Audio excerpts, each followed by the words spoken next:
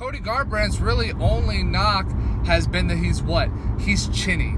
Even Daniel Cormier, the entire fight, as Cody Garbrandt is putting on in my opinion, masterful performance against Raphael Assunção, all Daniel Cormier can talk about is Cody Garbrandt's chin. And it's not his chin. Listen to me here. I'm going to set the record straight. Cody Garbrandt is not chinny. I can promise you that right now. Cody Garbrandt has just been hit consecutively with shots that he did not see coming. My brother had a very big issue with this. People probably thought the same thing as my brother. Not that I ever heard anything about it, but the fact that, he doesn't have a chin, he gets dropped.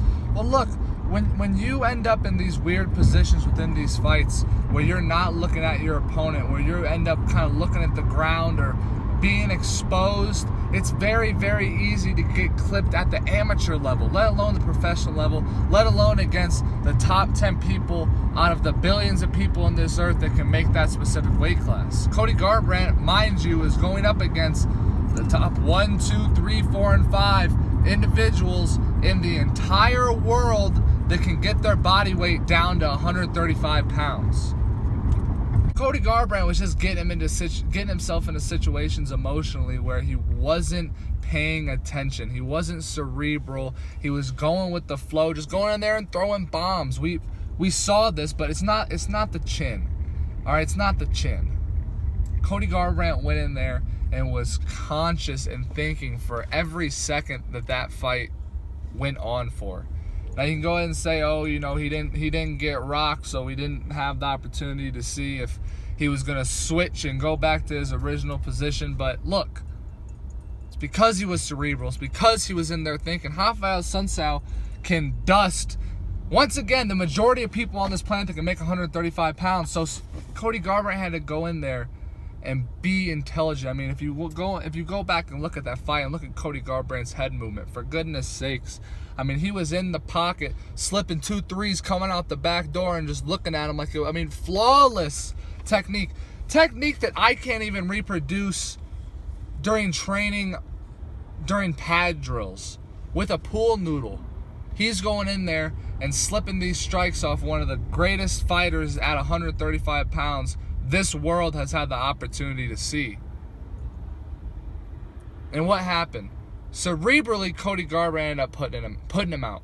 And Cody Garbrandt, make no mistake about it, was looking for that finish. Cody Garbrandt wanted that was not just a spur of the moment thing. I can promise you that. If you go back and look at the end of the first round, where did the first round end? The first round ended with Cody Garbrandt with his back up against the cage and Raphael Assunção just barely outside the black tape, that black checkered spot, the alley that people call it, that surrounds the outside of that octagon. Raphael Assunção was right on the outside of that.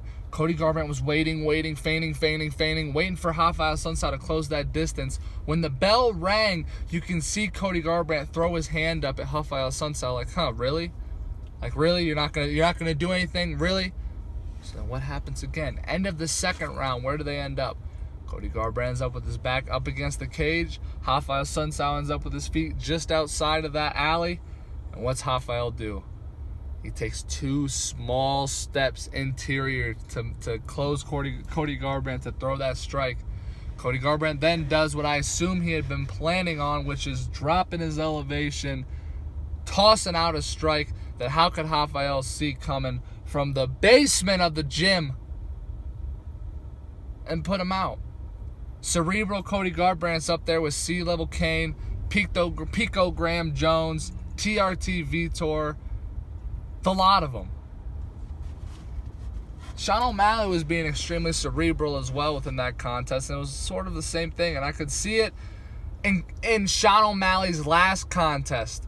Sean was calm before the fight, calm in the fight, and then in celebration, calm once again. So when I come back and I see Sean O'Malley in all these interviews and in the pre-fight, just being as calm as humanly possible, I once again knew that we were going to get a very, very tactful Sean O'Malley, which is less surprising, of course, out of Sean O'Malley than it is out of Cody Garbrandt, because once again, Cody Garbrandt, what'd you guys all expect to happen? The same thing that the narrative's been in the media for how long now, that he's just going to go out there, throw a couple punches, get punched once. Now all of a sudden, he's looking at the floor, throwing overhand rights, and whatever happens, happens. Whatever he throws at the wall, if it sticks, it sticks. There's these subtle tells that these people give off, that these fighters give off in the pre-fight that shows you how they're going to go into the contest. Like for me, for example, it can even go down to the simplest of things as the walkout music. If I want to go into a fight and I feel like that I want to be hype in this fight, that I want to be very energetic in this fight, I'm going to listen to some hype when I'm walking out. If I feel like that it's going to be in my best interest to be very calm and collected and composed, then me walking out to something very, very hype is going to do me the exact opposite effect of what I'm trying to attain. So these fighters have these subtle tells prior to the fight in terms of energy levels, in terms of what they're trying to give off, that can be a very, very easy keyhole into the room of which they're going to be competing in. Sean O'Malley, cerebral. Cody Garbrandt, cerebral. And look at their outcomes. So where do both of these guys go next? Now, I don't think we should push Sean O'Malley just yet myself. I really don't think we should push Sean O'Malley. Sean O'Malley, despite being undefeated, despite being a prospect, he's exactly that, a prospect. You don't see high schoolers that are slated to go to the NBA immediately jump into the NBA their junior year of high school. Why? Because they're high schoolers. Just because they could possibly compete against that level of competition, or they're currently blowing their current level of competition out of the water, does not mean that you immediately move them up. Let's not draft Sean O'Malley just yet. Come on now, guys. We've done it. We've rushed people. We rushed Darren Till. We rushed Sage Northcutt. Not really Sage Northcutt. Sage Northcutt got rushed when he went over to one FC and got Cosmo Alexandre to rush a right hand right into his face. But that's besides the point. Let's not rush Sean O'Malley just yet. Let's wait a little bit on him. Let's try to... and actually, a fight that I saw posted in the Fight Club, shout out to the Fight Club, that makes a lot of sense to me, and as much as I don't want to throw my boy to the wolves, Sean O'Malley versus John Dodson makes a lot of sense. John Dodson's an individual that, if you don't already know, I'll condescend to you and let you know that he fought Demetrius Johnson twice, dropped Demetrius Johnson once, came off the Ultimate Fighter at a much higher weight class. One, I do believe John Dodson's a heck of a competitor that is just... not necessarily recently, but in recent times, dropped to the lower end, or the lower end of the division, and when he used to be on the higher end. So that would be a fantastic name fight for Sean O'Malley to go up against. That's not going to throw him in there with upper echelon right away. Because like I said, I don't think we need to do that. I think that we can have Sean O'Malley. And it's not even, we don't even want to push Sean O'Malley. We don't want to groom Sean O'Malley or give him easy matchups. But let's give him matchups that are comparable with his ranking. People seem to forget that Sean O'Malley was not ranked prior to coming into this fight versus Eddie Wineland. Did not have a number next to his name. And people are talking about Zabit, Cody Garbrandt, TJ Dillashaw, fighting for the title, against Peter Yan, Aljamain Sterling. The kid wasn't even ranked. He's fought twice for the better half of the last 2 years. Let's calm down a little bit on this. Cody Garbrandt, on the other hand, Cody Garbrandt is a little bit further on in his journey and has apparently made a rise back to his previously graceful state.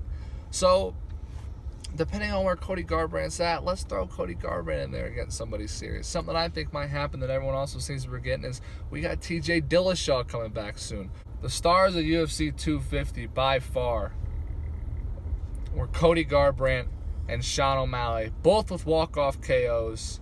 Both looked extremely cerebral in their contest and are both talking a little bit of crap to each other. Sean O'Malley said that Cody Garbrandt shouldn't be fighting me. Why shouldn't he be fighting me? Because Sean O'Malley said he would knock Cody Garbrandt out. Let's give it a little bit of time, Sean. Let's give it a little bit of time. It's not to say that you're not good enough to take out every single individual in that division right now.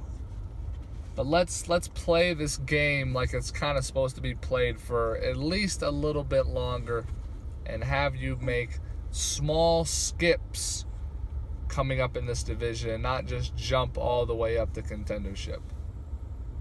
Single Combat Sports World reminding you, stay combative, my friends.